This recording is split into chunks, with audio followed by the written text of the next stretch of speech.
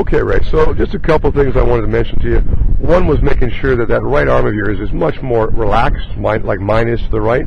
If you literally soften the grip pressure in your bottom hand and keep the arm tucked, that'll square up the shoulder alignment because they're lined up open or left compared to where your feet and hips are positioned primarily.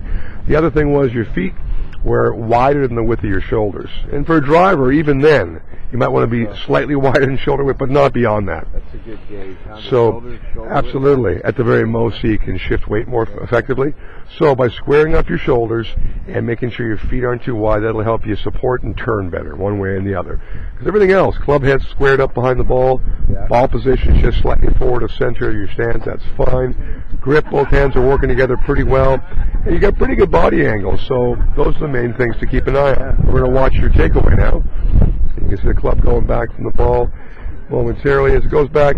You definitely bring it back with your, forearms and hands, the golf club that is. Is that a good thing? Yeah. Well, we'd like you to use your shoulders, right? Okay, but you can't use your shoulders if they're not square, right? Okay, so it's the arms that pull your shoulders back versus the shoulder that should rotate and swing everything back in unison. And that started to happen as we got you in those positions we mentioned a few minutes ago.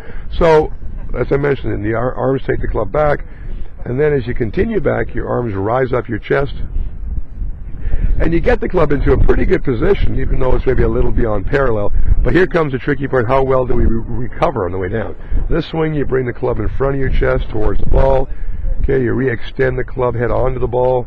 You're trying to square it up. You do, and you rotate your hands through, and you hit this one well. It's just tough to become repeatable type motion doing it this way. So, at the end of the day, the less moving parts to your golf swing is what we're promoting here, the more efficient and effective it's going to hold in the future. So just square the shoulders and just turn back without using your hands at all.